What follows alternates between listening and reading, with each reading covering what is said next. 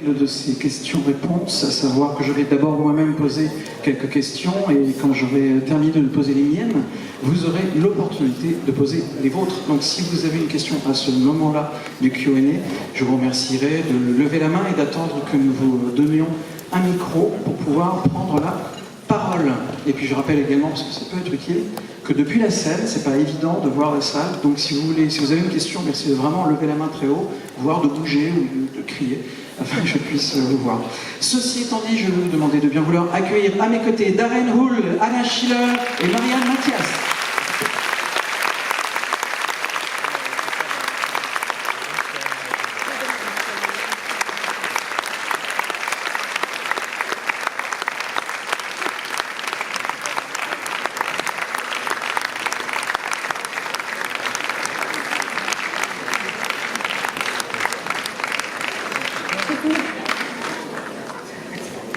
Darren is coming in a second. Voilà, Darren va nous rejoindre dans quelques instants. Le voilà. Nous allons donc pouvoir à nouveau accueillir Darren Hull.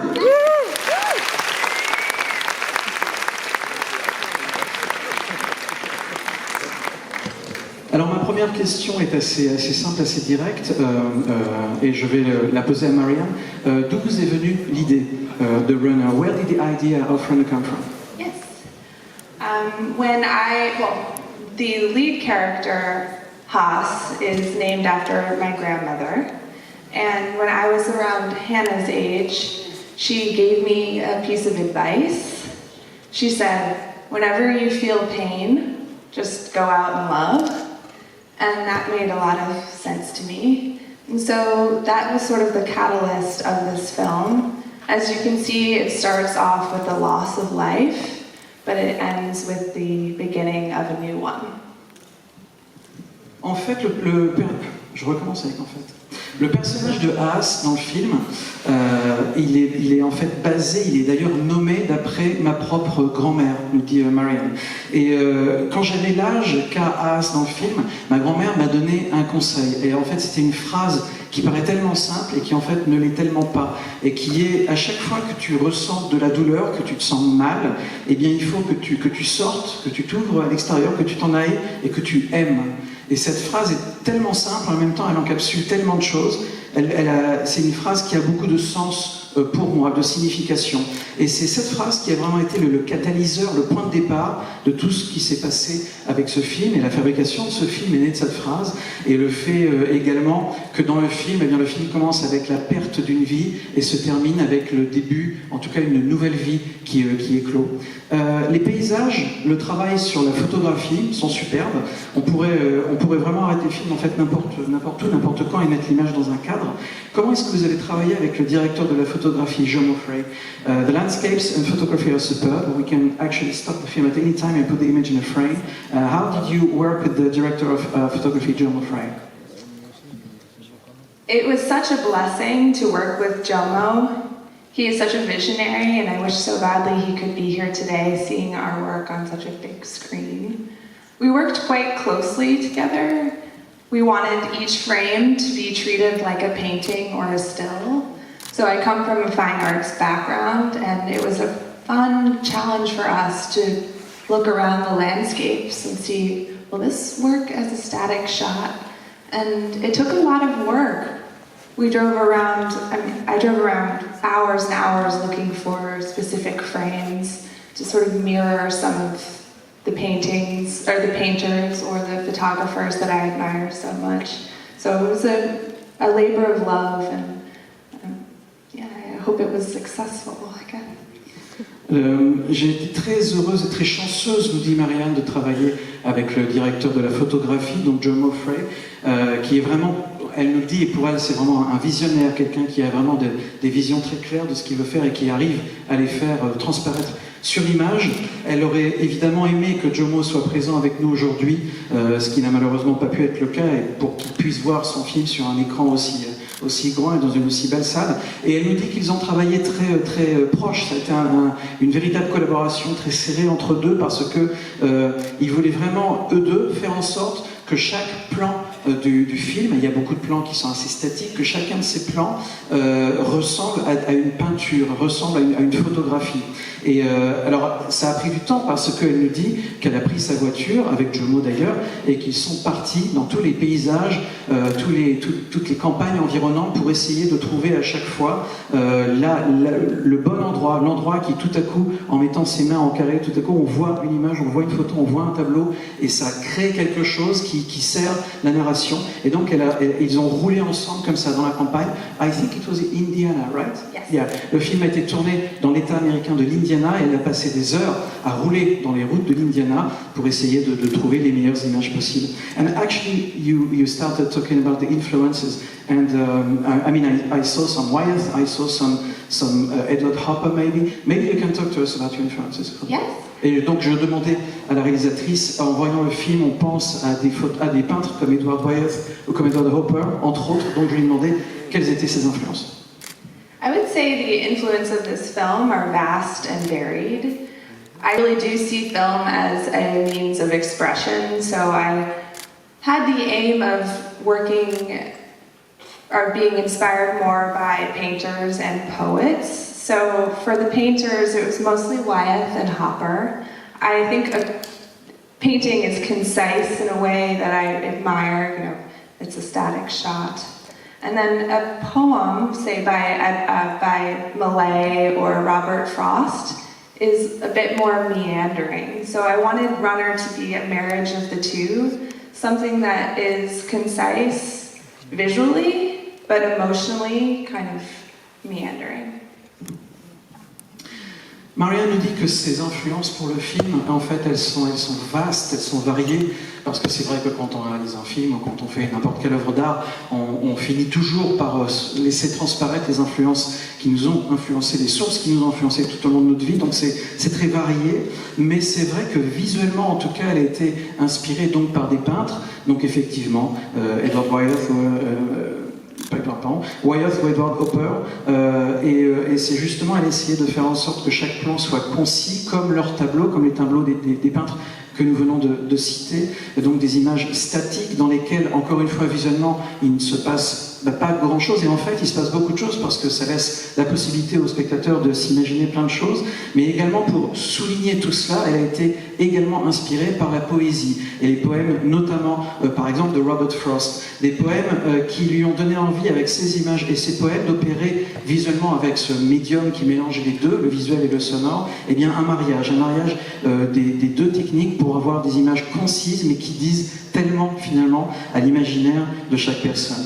J'ai une question maintenant pour les deux comédiens, Hannah, Darren. Est-ce que vous pouvez nous parler un petit peu de votre expérience sur le tournage et comment vous êtes arrivés sur ce tournage? Maybe Hannah, Darren, you can talk to us about your experience on the set and also how did you arrive in this movie?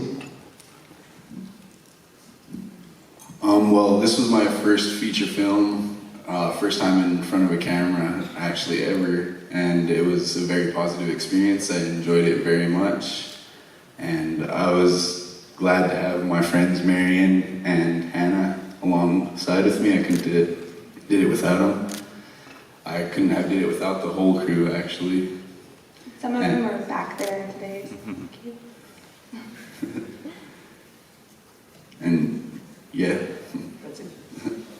Darren nous dit qu'en fait c'est son premier film, et c'est même plus que son premier film parce que c'est la première fois en ce qui le concerne qu'il se retrouve devant une caméra. Donc c'est vraiment une toute nouvelle expérience pour lui. Et bien sûr, ça aurait pu être quelque chose de stressant, mais non, il nous dit que tout ce qu'il retient de cette expérience dans son ensemble, c'est que c'était très positif, qu'il a vraiment passé un bon moment à faire ce film parce qu'il se sentait en sécurité avec toute l'équipe, avec son amie Marianne, la réalisatrice, qui l'a vraiment aidé tout au long du film, et pas qu'elle, parce qu'il nous dit qu'il est persuadé qu'il n'aurait jamais pu délivrer une performance comme celle qu'il a délivrée sans le travail, encore une fois, de toute l'équipe de tournage. And what about you? So I started acting in film when I was about 10 or 11, and so Runner wasn't my first film, but it was my first American film, so my first time acting in English, which was very exciting for me and different to everything I did before, but not just because of the language. It was a very special project, and the team was very special. We worked, it was different to everything I did before, and I had an amazing experience being in Indiana and being with you guys. Oui, Anna nous dit qu'elle a commencé, en ce qui la concerne, à jouer dans des films quand elle avait 10-11 ans, donc ça a vraiment commencé de manière précoce, mais en revanche, elle n'avait pas l'habitude de faire des films aux États-Unis, des films en langue anglaise. You do usually in German language, right? Yeah, I usually act in German. Entschuldigung, ich kann nicht Deutsch gut sprechen. Entschuldigung. That was very good, actually. Mais donc voilà, donc en fait elle avait fait que des films en allemand. Auparavant c'était la première fois qu'elle jouait en anglais, donc forcément il y avait un petit peu de stress par rapport à ça, de jouer dans une langue avec laquelle elle ne s'était pas exprimée devant une caméra avant. Mais de la même manière que Darren, en fait, elle nous dit que le tournage et le fait de travailler avec quelqu'un comme Marianne était pour elle forcément très libérateur et qu'elle a pu faire ça et qu'elle a pu avoir un bon moment sur le tournage. Alors il est difficile, Marianne, je vais revenir à vous, il est difficile de situer votre film dans le temps. Le film semble presque atemporel. C'est difficile de le regarder, de se dire ça se passe en telle année, à telle période. Est-ce que c'était un choix spécifique de votre part? I find it hard to place your film in time. It almost feels like out of time. Was it something that you really wanted from the get-go? Yes. I wanted the film to feel a little bit like an elegy or a fable, because I find that the story is one that can exist really at any period of time. So that is what we all collectively understood, and so we designed the production to look like it wasn't any specific era. So that was a bit of a challenge, but it was also in this part of the Midwest, time moves a little bit differently. Some of the buildings are from years ago and they haven't been updated. So it was also a little bit of an ode to that place. Oui, en fait, je vais recommencer. La réalisatrice nous dit que c'était effectivement un choix qui était très conscient dès le départ. Et en fait, un choix qui vient aussi de l'endroit finalement où le film a été tourné. Donc l'Indiana, mais il y a beaucoup d'endroits comme ça aux États-Unis où on a l'impression que le temps s'est arrêté, que tout s'est arrêté, et on a l'impression vraiment d'être quelque part bloqué hors du temps, et qu'il y a beaucoup de bâtiments, what I meant was you didn't have to do a lot of rebuilding or something because it's already there, right? The way it is. Oui, c'est ça. Donc la plupart des bâtiments, des maisons, tout ce qui se passe, les hangars qui est un petit peu partout, en fait, elle n'a pas eu beaucoup de travail à faire en termes de décoration pour peut-être les vieillir. Non, parce qu'en fait, tous ces bâtiments sont des bâtiments d'époque qui sont restés, entre guillemets, dans leur jus. Et quelque part, c'est l'impression qu'on a quand on se balade dans ces paysages, c'est que le temps s'est arrêté. Et c'est aussi, le film, c'est aussi une ode à ces endroits aux États-Unis où le temps véritablement semble s'être arrêté. Donc tout ce qu'on appelle le Midwest, c'est-à-dire pas la côte Est, donc New York, Boston, pas la côte Ouest, pas la Californie, mais tout ce qu'il y a entre les deux, et les grandes plaines américaines, donc ces endroits qui sont immenses et vastes et dans lesquels on a l'impression que le temps s'est mis sur pause.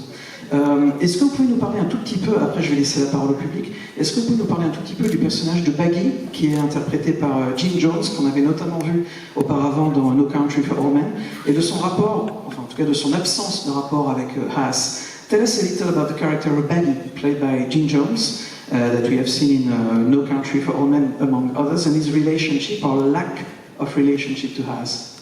Yes.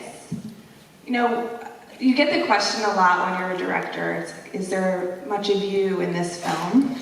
And you would think that maybe Haas would be a little bit of me, but actually I would say I'm Baggy, which is just sort of this lonely cinephile watching films and letting the scenes and the characters kind of wash over you. So that was a big part of his character and how I developed him. It's also, this place the houses are so far apart. So it's more difficult for people to connect with one another. So I wanted Baggy's loneliness to sort of breed a little bit of fear. And he wanted to connect with this young girl who's going through a very difficult time, but he has so much fear that he is incapable of doing that. En fait, eh oui, non, j'ai un vrai problème. Elle nous dit que on lui demande demande de temps en temps, la question revient souvent, est-ce qu'elle ressent qu'elle est plus proche d'un personnage en particulier? Et généralement, on lui dit, et parfois d'ailleurs elle-même au départ pensait qu'elle était proche du personnage de Haas, pour plein de raisons différentes, donc interprété par Anna. Et elle nous dit qu'en fait non, si elle réfléchit bien, le personnage dont elle se sent le plus proche, c'est sans doute celui donc de Baggy.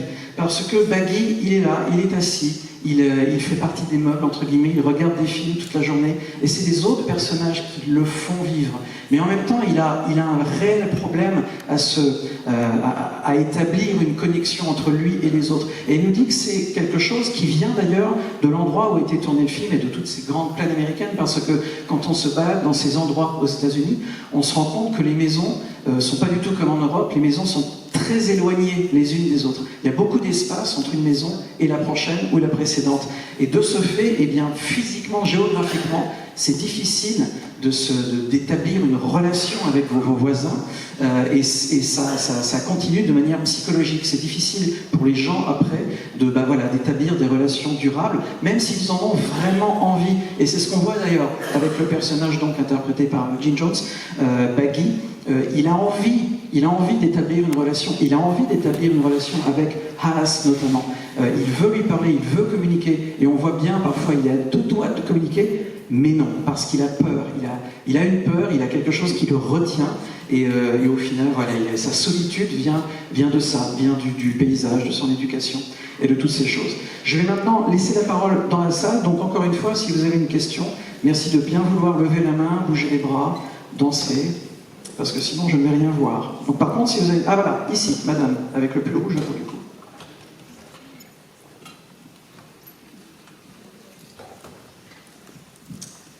Bonjour, merci pour ce film. Effectivement, j'ai trouvé que les images étaient très belles.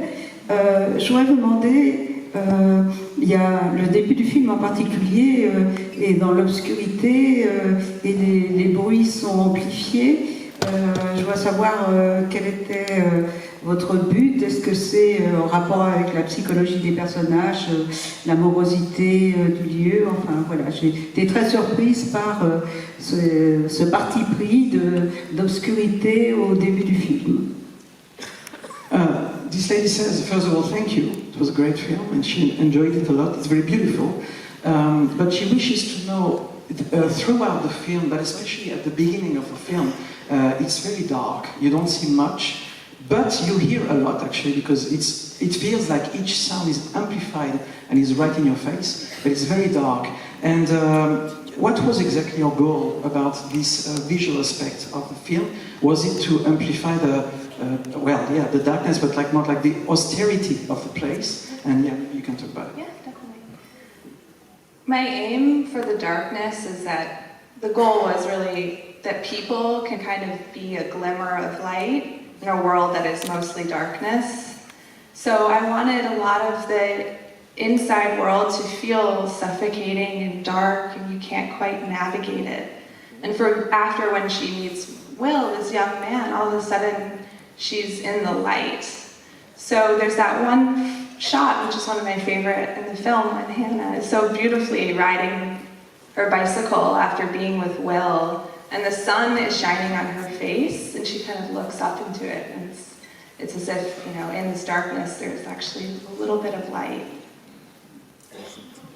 La réalisatrice nous explique qu'effectivement un de ses buts c'était justement de plonger le film dans cette espèce de semi, voire de complète obscurité, pour que précisément on finisse par s'habituer à cette obscurité qui est presque étouffante, dans laquelle on peut pas respirer, et que justement donc dans cet univers sombre, eh bien les personnages, les humains apportent des petites touches de lumière. Et quelque part, elle nous dit que une des séquences qu'elle préfère elle-même dans le film, eh bien c'est donc on voit cette jeune fille, Hannah, qui est encore une fois dans des univers très sombres, qui l'étouffe. Et une fois qu'elle a rencontré le personnage interprété par Darren, eh bien tout à coup, elle est éveillée à la lumière, on la voit sur son vélo, elle pédale dans la campagne, et il y a le soleil qui se reflète sur son visage, qui est rayonnant, et on comprend que quelque chose s'est passé. Voilà, encore une fois, c'est le contraste entre l'austérité du lieu et la chaleur et la lumière qui provient de l'humanité et des personnages qui nous entourent.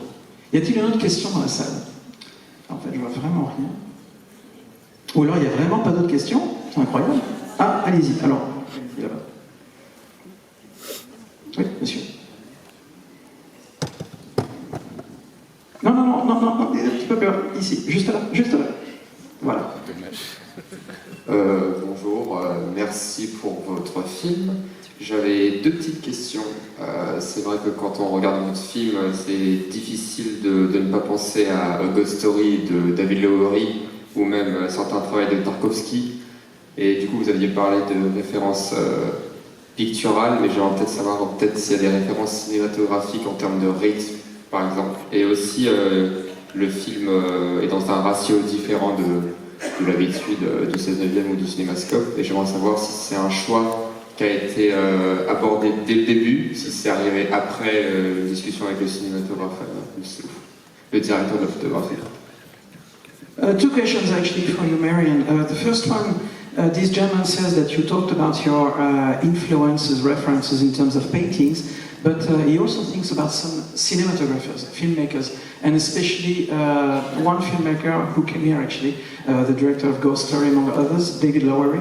Was he one of your influences as well? And also the fact that you decided to shoot the film in a square format, opposite to what we are used to with the CinemaScope and so on. So maybe you can explain that. And this choice of the square, was it present from the really beginning? Yes.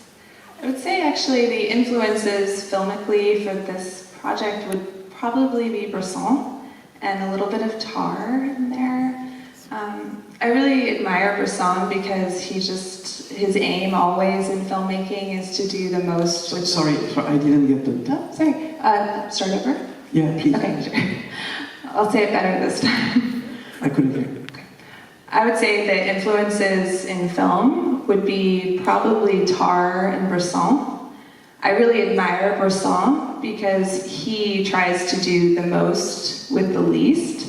This film is an extremely low budget. We had a small crew, so we really had to be crafty, and I always see him as sort of a guiding light in terms of just telling a very simple story, and hopefully with the visuals and the tone and music, that story can expand.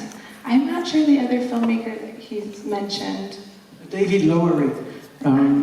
I love David Lowery, but he actually is not an influence for this film. And what about Tarkovsky? He also mentioned Tarkovsky. Tarkovsky, I actually hadn't seen a Tarkovsky film until after this because so many people had made that parallel. But I really do admire his work too, and I love his science fiction. It's something I kind of might be inching toward in a way.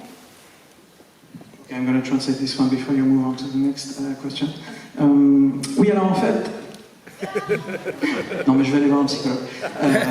Vraiment, ces influences ne sont pas les réalisateurs que vous avez cités. Malgré le fait qu'elle les connaisse, malgré le fait qu'elle admire leur travail, ce n'étaient pas ces réalisateurs-là qu'elle avait en tête. Elle pensait plutôt aux travaux de Bellatar, de Robert Bresson. Elle nous dit particulièrement pour Bresson qu'elle aime son côté faire exprimer beaucoup de choses tout en ayant une véritable et une grande économie de moyens. Faire beaucoup avec peu. C'est quelque chose qui l'a beaucoup intéressé, déjà tout simplement parce que c'est presque de l'ousipo, du cinéma potentiel, parce qu'elle avait de toute façon un budget qui était très petit, pas beaucoup d'argent, elle avait une équipe qui était très réduite, donc forcément il fallait qu'elle crée à travers ces contraintes-là. Donc c'est né d'une contrainte technique et financière, on va dire, mais c'est vrai que le cinéma de Robert Bresson est quelque chose qui l'a beaucoup influencé. Et encore une fois, sur les autres cinéastes, bien sûr, elle admire le travail d'Andrei Tarkovsky, son travail notamment sur le cadre, ainsi que donc le travail de Lowery, mais ça n'a pas été une influence réelle par rapport à ça. And what about the square format? Yes. With the square format, I kind of, going to that question about the darkness, I wanted the square format to make it feel... In these areas, there's such vast landscapes, and I wanted to counteract that by having kind of tight, small frames. So there's so much that expands beyond the frame, and she's kind of just beginning to see that. So I wanted her world to feel narrow, so that was very much a part of the inception of the film. Elle nous explique donc encore une fois les paysages donc, de l'Indiana, mais ça aurait pu être filmé dans d'autres États également, ces paysages sont encore une fois très vastes. Et on est d'ailleurs habitué, quand on a vu beaucoup de films américains des années 50, etc., on est habitué justement à voir sans cinémascope, c'est-à-dire donc ces paysages extrêmement horizontaux, très larges, mais que le personnage donc interprété par Hannah, eh bien Haas, eh bien son personnage, lui, il vit dans un monde, elle est vraiment étouffée. Donc, alors, ça vient évidemment de l'obscurité des pièces comme ça, mais quand elle est dehors, elle a encore un point de vue qui est très resserré. Elle n'arrive pas à voir au-delà du cadre. Elle n'arrive pas à voir au-delà de quelques jours, quelques mois. Elle ne voit pas son futur encore et c'est représenté avec ce cadre qui l'enserre lui aussi. Son monde est encore très réduit, son point de vue est encore très réduit. Et elle a essayé donc de rendre cette impression au travers de l'utilisation du format carré. Voilà, cette conversation est maintenant terminée. The conversation is now over. Merci d'applaudir une nouvelle fois.